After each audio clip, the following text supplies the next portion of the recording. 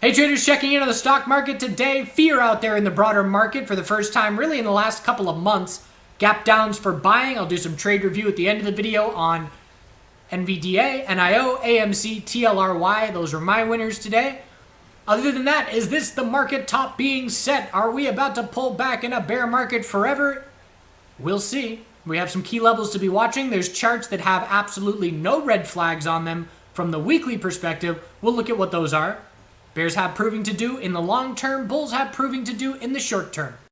So the S&P 500 futures chart has lost the daily uptrend. So what does that mean? It means we zoom out. We're in a weekly uptrend right now.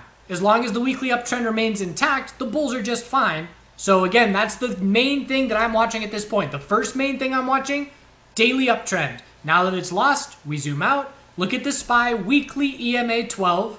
We have held this for 7 months. So we can clearly say, if we lose this level, or if we lose the weekly higher lows for the first time since the COVID low, it will be notable. So that means the most important level for me, aside from the EMA, which is being tested now, is 414.70, 2.5% or so to the downside. If that level is lost, it'll be a very notable shift, bigger picture. But again, when you have an uptrend on every single time frame at all-time highs, it's extremely forgiving to pull back because you lose the daily, you zoom out and look for the weekly higher low. You lose the weekly, you zoom out and look for the monthly higher low. SPY is very due for monthly consolidation. It's been a higher low every month for 9 months in a row. When we pull back further, we'll just be looking for a monthly higher low. There's tons of space for it to form. So for me, it's always one time frame at a time. The daily has lost the uptrend. I'm zooming out to the weekly.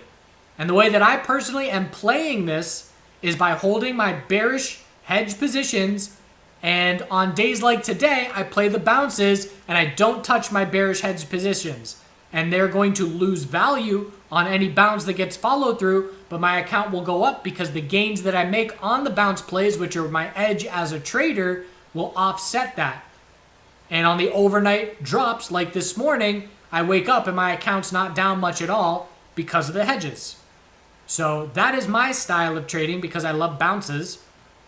But as of right now, the end of the day bounce on SPY has not confirmed an hourly trend change. We're just starting to try and create the space for a trend change to eventually take shape. So that's the main MO for the bulls tomorrow.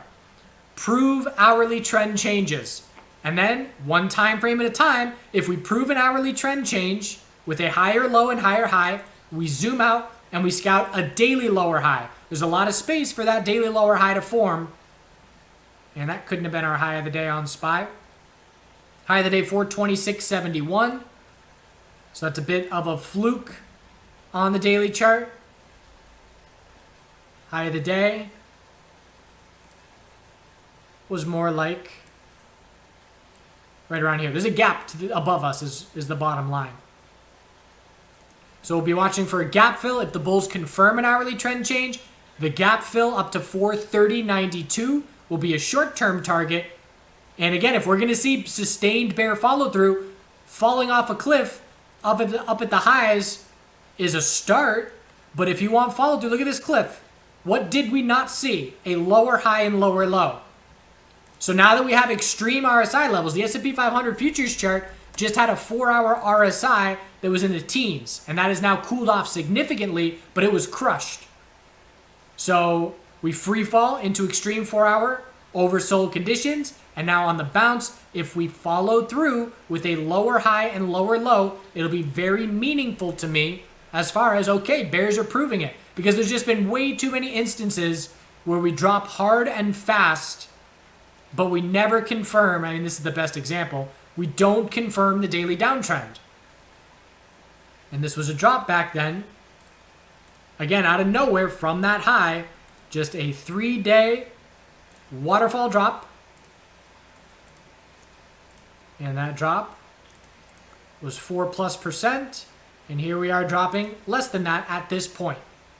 So if the bulls change the hourly trend, we zoom out, we scout a daily lower high, and what I'm saying right now applies to a ton of individual names. Change the hourly trend tomorrow for the bulls. If they fail, it's a win for the bears. If the bulls do change the hourly trend, we zoom out and scout daily lower highs. And then for the rest of the week into next week, we're watching is what's the bounce retracement look like? Is the bounce retracement significant enough to anticipate the daily high or low like it was back here? That's a 50% bounce retracement or so. Or is it a weak bounce, an hourly trend change with zero follow through that shapes up a bear flag on the daily time frame? So again, the narrative for any market weakness is going to be about delta. I don't care what your opinions are. You shouldn't care what my opinions are on the actual virus itself. All we should be caring about related to the stock world is how is the market reacting? What are the price levels that are being hit? What does volume look like? And again, the narrative that CNBC will constantly be talking about, that's what it's going to be.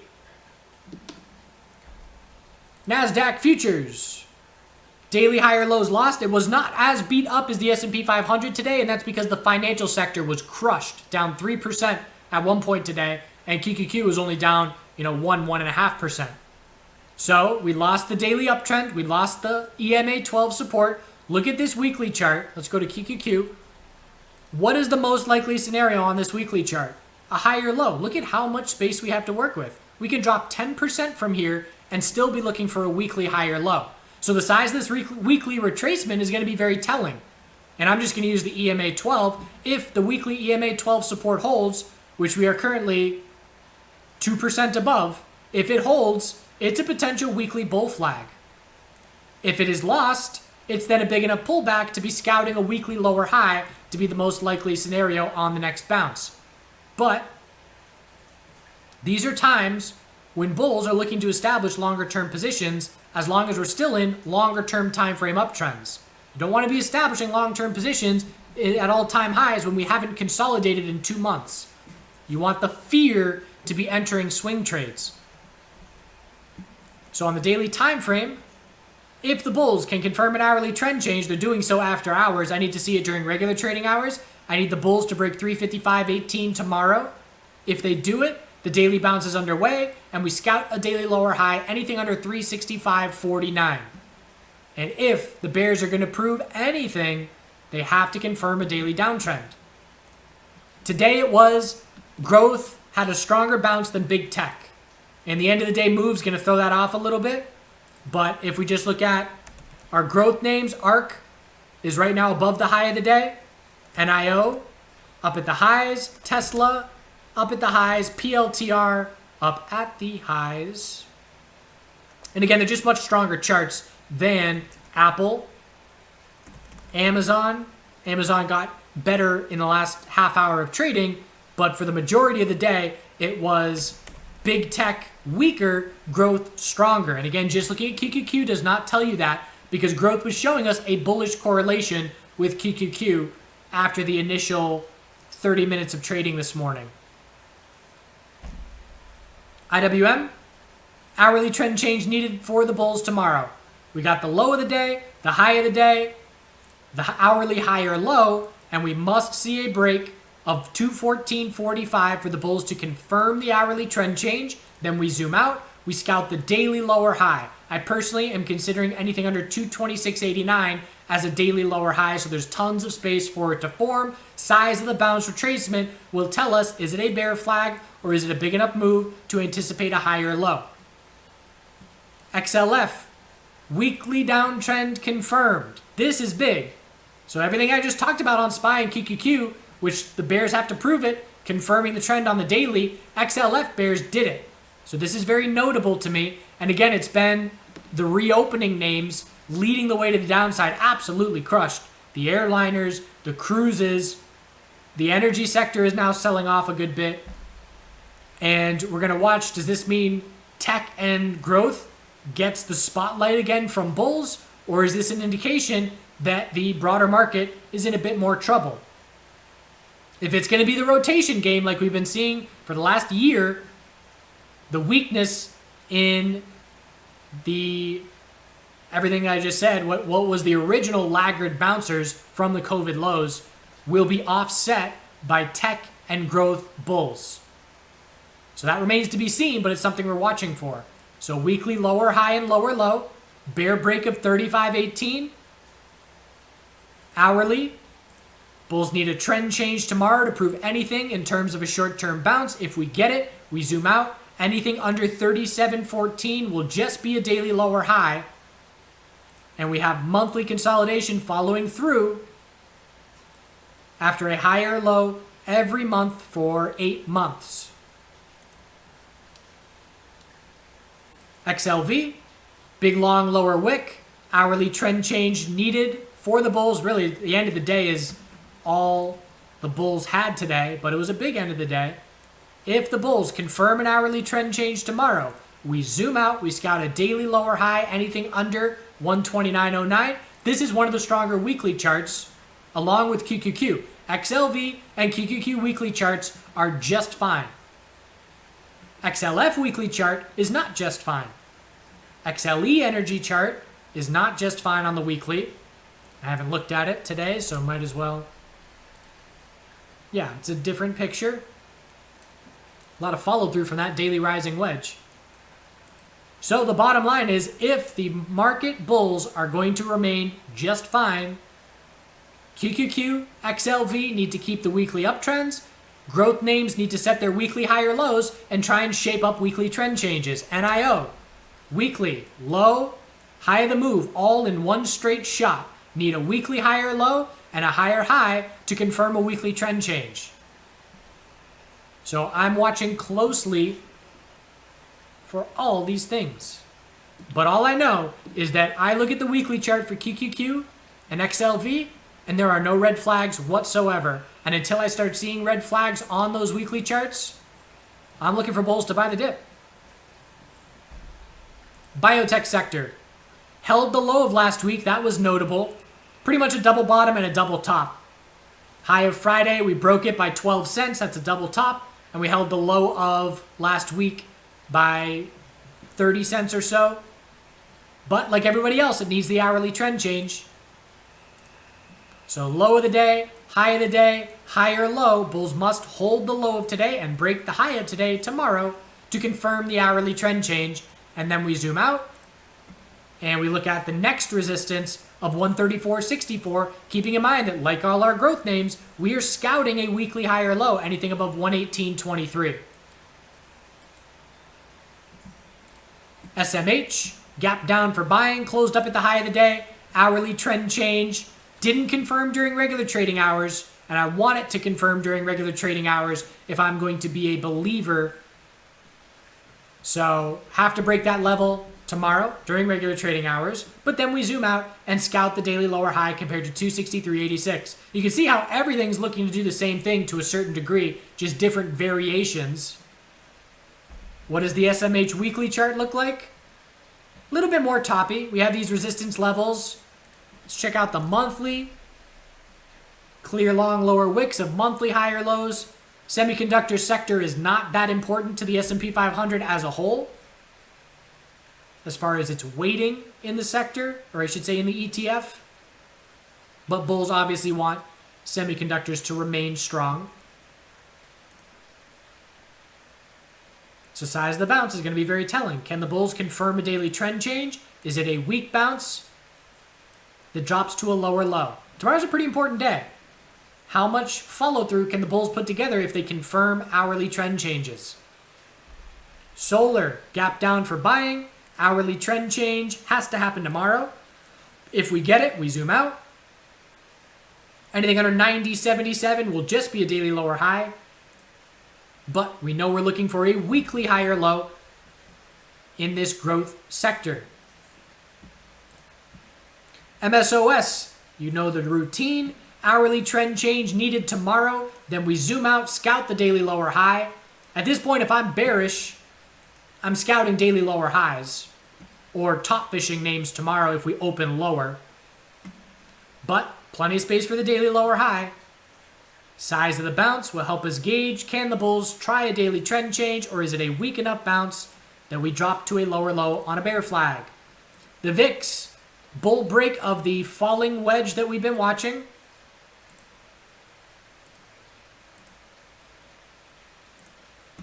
Upper wick of some profit taking, but now we just zoom out for the bigger picture falling wedge.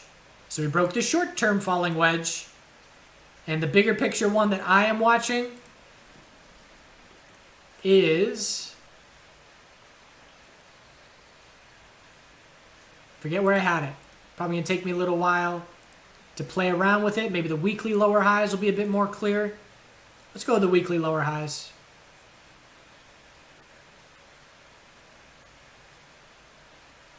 Nah, I don't like that one either. There was another one. I'm going to have to go back and look at past videos and see where I had it. One last try, and then we'll move on. Nah, I don't like that one either. Anyways, hourly uptrend still intact. We had a nice 5-minute rising wedge into the end of the day. We were watching to see, are we going to close at the highs? And this rising wedge broke bear as the market bounced a bit. So hourly consolidation underway. And we're watching the hourly uptrend as our short-term guide with 2210 as that higher low. The dollar, bull break on the daily, but drew this falling wedge in the weekend commodity video, or rising wedge, and that is still in play. So I drew this when the price was somewhere back in here. Price was right here, and to see it respond like this today, right off resistance, right off support, that tells me I've got a good pattern that I'm watching. It's an hourly equilibrium, high, low, lower high, scouting the higher low. But again, it's watching for the bigger picture scaffolding of the most likely scenario, which for me is a lower high compared to 93.44. And if the 12-hour rising wedge breaks bear, our weekly lower high is set, and we look for weekly consolidation. So I'm watching the 12-hour rising wedge until we get a clear bull break over 93.44 or a clear bear break for the weekly lower high. With that, the dollar, or I should say gold, is pulling back, but it's still a daily uptrend. We're seeing a huge divergence between the price of gold and silver. They are trading very differently the last week. Gold held daily support of 1791 and had a solid bounce. We now need a 4-hour trend change for the daily higher low to be set into tomorrow. And if it's set, we're then looking back up at the high. Silver is extremely weak. The weekly bear flag confirmed. So I zoom out to the monthly, and now the most important level for me is 23.78, and I do have some silver swing position where that is the level that I will exit on, because if that breaks, it's a confirmed monthly downtrend, losing the monthly EMA 12 support for the first time in over a year. So I will stay in silver as long as 23.78 is support. But if you look at the XAU XAG chart, huge 2-day move here, breaking a sideways range, showing us silver making some longer term momentum shifts, showing us gold making some longer term momentum shifts against silver. Gold is the strongest it's been relative to silver almost all of 2021. We'll call it the last 6 months. Miners, weekly bear flag confirmed. So the miners are weak, silver is weak, gold is holding on a lot better. And we're just looking at daily resistance, rejecting the price next time we bounce. Anything under 35.16, just a daily lower high. Bulls have a lot of proving to do. Oil, I'm on to CLU, September futures, daily downtrend confirmed, and massive follow through. Bear break was 70, and we flushed down well over 5% below that level very quickly. 4-hour RSI is crushed. We're going to be looking for a bounce overnight tonight, but just looking for a 4-hour lower high. Again, it's all about retracements. Is it a big enough bounce to set up the space for a trend change to try and take place? Is it a small enough bounce that it just cools off RSI before seeing another leg down? Hourly trend change needed as step number 1 to try and see that bounce follow through to create the space for that 4-hour higher low to try and take place. If we can't confirm an hourly trend change, we're probably not going to be creating the space for a 4-hour higher low to try and form once this bounce tops out. Bigger picture, weekly. We'll see if we lose this weekly EMA 12 for the first time in 7 months. Still have 4 more days to go. But it is still a weekly uptrend as long as 61.06 support holds. And of course, next time we bounce, we're looking for a daily lower high. I've been talking about the correlation between oil and natural gas being so significant the last few weeks. That changed in a huge way today. Look at that day versus that day. opposite directions, daily higher lows still holding, bull break of a tightening range, and testing our high of 380. Today, natural gas and oil parted ways. There was a fork in the road, and really it started Friday, but it was most convincing today. And they are very different now. So you've got gold and natural gas stronger, you've got silver and oil weaker, and we're watching for the dollar weekly lower high, 12-hour potential rising wedge. So today was a great day. I'm on a bit of a, well, no, I guess I'm not on a hot streak. I traded really well Wednesday and Thursday with oversold bounces in Reddit names. Friday I didn't do anything really. It was a flat day. But today was a really good day, the 7-day maker, and it was just the gap downs. That's my trading style. That's what I go aggressive on. So we'll do it in the order that I did it as far as who I was watching when. So NVDA, I know I'm watching NVDA today for the gap down bounce. And I knew that from Friday afternoon. Came to the chat room Friday afternoon, said, nah, we're really weak. I have no interest in a bounce here in the last 2 hours of Friday. I'm going to be waiting for a gap down open Monday, and I will be looking to play NVDA bullish if that shapes up. So knew that was what I was looking for, and as soon as I saw gap down opens in the market today, I knew that I'm playing NVDA today. So I made an initial entry pre-market too early at 7:23. And that was right when I was able to at 7 a.m. And then we dumped a solid 2% from there, a little bit less, but 1.5%. And so not an ideal entry, but the reason I got a starter is knowing that I'm live streaming and a bit distracted and knowing that I want a bit of a more sizable position. And the position that I take in NVDA in terms of capital size is way more than I'll risk on a more volatile name. The position size that I'll take on Wish or AMC is a fraction of what I'll take on NVDA. So just as an example, I traded Wish last week, and one scale in for me on Wish is 25% of one scale in on NVDA because the percentage moves are smaller, so I use larger capital to receive the desired outcome. So that was my first entry, and so my game plan from there is I will make 2 more entries. One, probably when the bell rings, and a second, or my third and final, I'll save in case we get a flush of 700 psychological. Why am I interested in NVDA? 4-hour RSI was in the teens. And if you look back historically, 4-hour RSI was one of the most beat up that we have seen in years. So historical levels tell me a bounce is likely coming soon. We came straight off the all-time high. We're looking for a weekly higher low, and we're at weekly EMA support. But really, it was 4-hour oversold conditions as the biggest reason. And the waterfall drop. I mean, NVDA, the drop the last 3 days to the open this morning was over 12%. And if you look at big tech, it was more like 4 or 5%, whether it's Apple or Amazon. They're dropping 4 or 5% the last 3 days. This is a 12% drop. So I entered a second position right when the bell rang. Fidelity gave me a really good fill because the low of the day was 714.62, and I got filled in the 714.80s. And then the bounce started right away.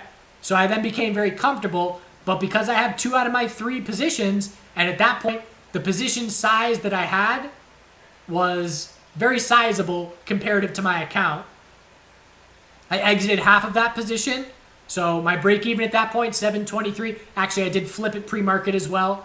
714 to 714 to 717. So my initial scale in, break even was 720 from 723. And that was just a quick flip because 5-minute RSI on QQQ pre-market was crushed. So 720 and 715, we'll call it. My break even, 717 and a half. And I sold half in the first few minutes in the 720 area. So my break even, let's say I sell half at 720, break even is now 715. And at that point, I'm in complete control of this trade, and I just let it play out. And as we started to get real extended, I did start to exit a bit more, just scaling out, because again, how many times have we seen last week where our AMC or SPCE bounces would be massive in the first 45 minutes, and then we'd give it all back. I'm playing counter trend on NVDA this morning.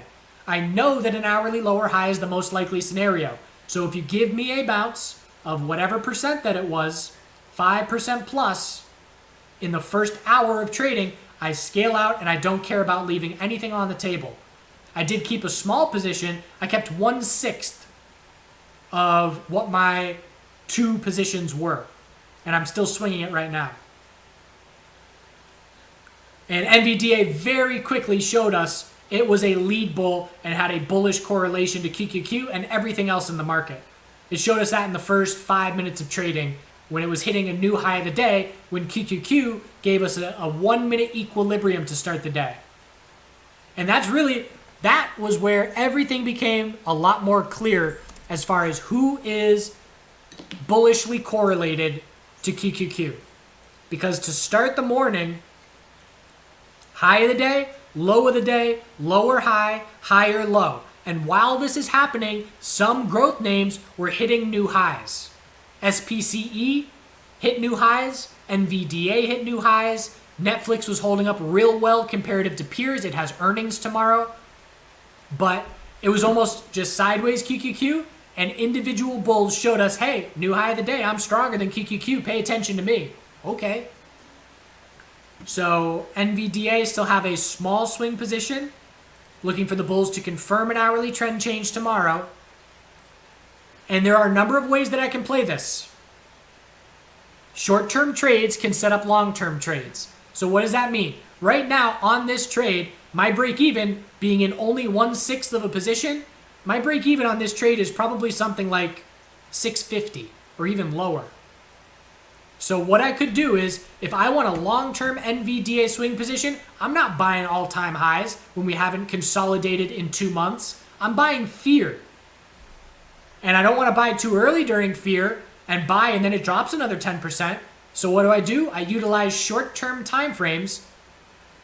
High probability that a bounce was going to take place today on a gap down open. I can buy. It's the same thing I did with the ARC.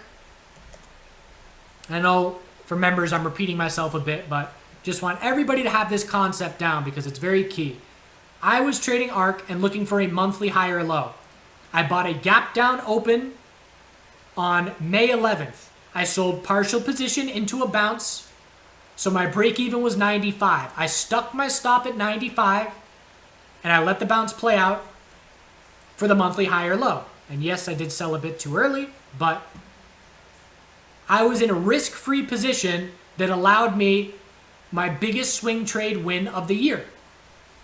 So if I want to do that on NVDA, I play the gap down bounce, I sell a partial position, I put myself in a very favorable break-even spot, and I can just set my stop there. And if this is a weekly high or low, and the market bulls and QQQ and SPY show us everything's just fine, and we set weekly high or lows, I have a great entry.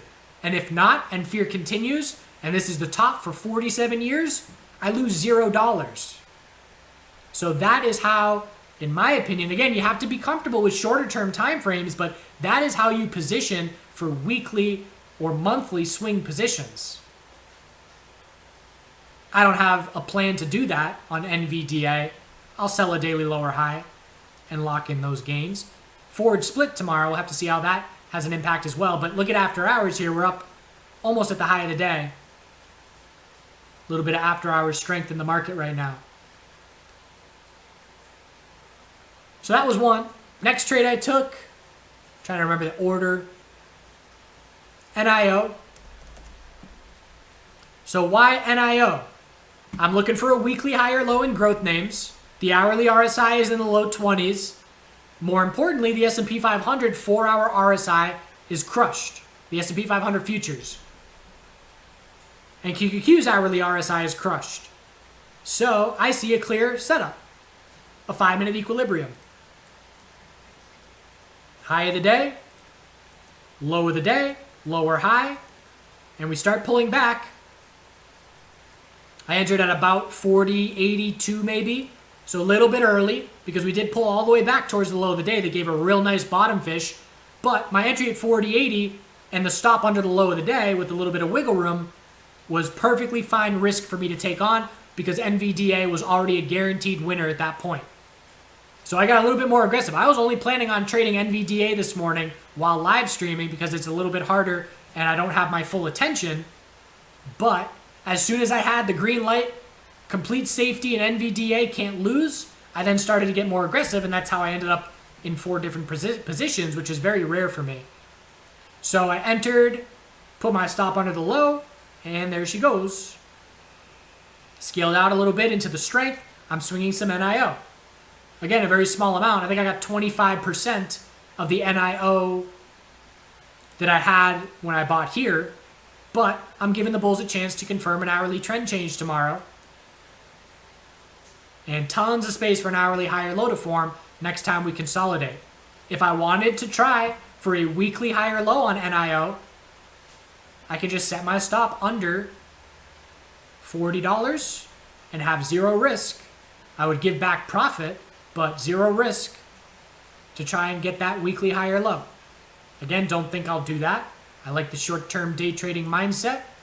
I like not caring what the market does overnight. So that was NIO, very simple. Equilibrium. Happens all the time.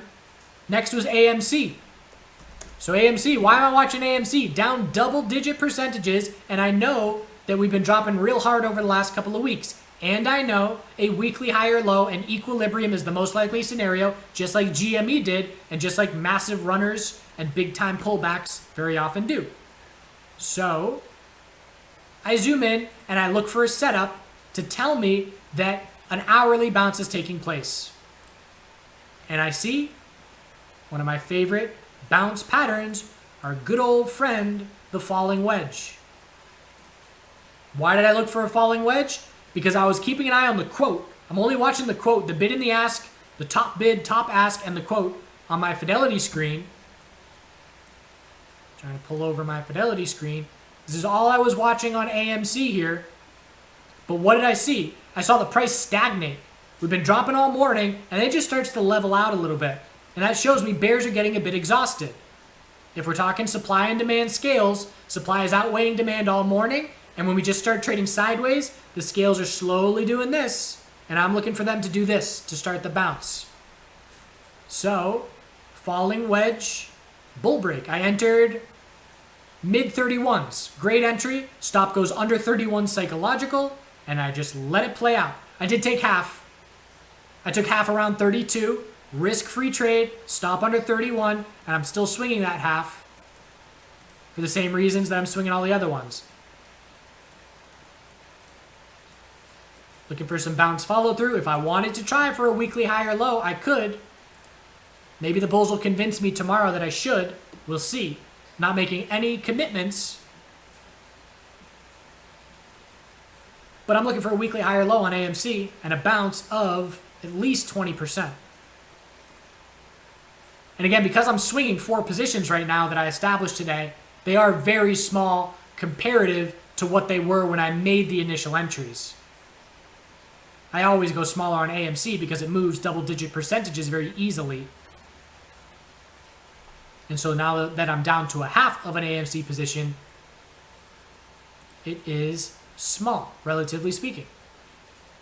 So that one worked out. Then we got TLRY. TLRY, simple 5-minute equilibrium.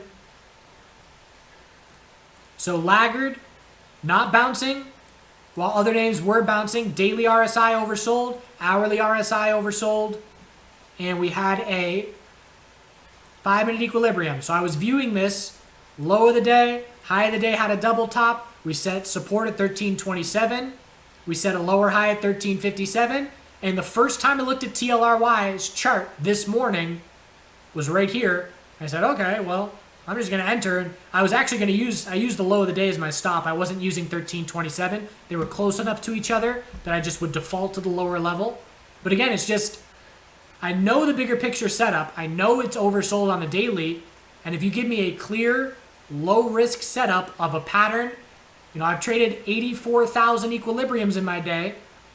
So I make an entry at 1332. I put my stop under the low of the day. The 5-minute equilibrium continues playing out. When we actually exited half on this 5-minute lower high, I'm now risk-free. So exited upper 1340s with an entry at 1332. So I only needed 15 cents to be break even, which I got. And I'm swinging a little TLRY. I'm giving all these bulls a chance, and all I'm risking is profit from today. Have to break the highs of today, tomorrow, and again, just looking for a daily lower high. And bears will be waiting for daily lower highs on a lot of these names. So it was a really good day, 4 for 4. Didn't have a losing trade today. There were a lot of bearish entries, and at that point, I wasn't interested in bearish entries because I didn't want to overtrade. But there were some clear 5-minute head and shoulders all over the place. AMC, 5-minute head and shoulders. Tesla, 5-minute head and shoulders. Here's my drawing before it played out. I look for head and shoulders when we have a 5-minute uptrend and the pullback from the high of the day is significant enough for me to anticipate a 5-minute lower high is then the most likely scenario. So I drew this, exactly what you're looking at, right here when the price was down, consolidating around 636. And then the other one, there was one more head and shoulders, NVDA. But I didn't take any of these bearish trades. I was just posting about them in the chat room.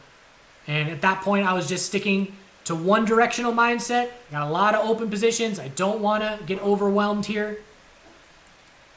And we'll see how tomorrow goes. I will exit a lot of these swings tomorrow if we get some bounce follow through. It was a good day. Lovely gap downs. Weekly charts, QQQ. If QQQ's weekly chart remains healthy, we're looking for growth weekly higher lows, and we'll look for fear to quickly evaporate if QQQ's weekly chart remains healthy. Tech earnings are approaching. Netflix tomorrow, but next week is when those tech earnings are going to really get rolling, and that will have an impact as well. I hope you're well, do good things. Let me know what you were trading today. We'll see you tomorrow. That's a long video. Blackberry, blueberry, and rhubarb sun water. There's lots of dragonflies around this pond for the first time, and it's because I put these plants in here and up on this higher tier as well. And that gives them a place to land, and I assume they lay their eggs in there. But I want them around because they eat mosquitoes.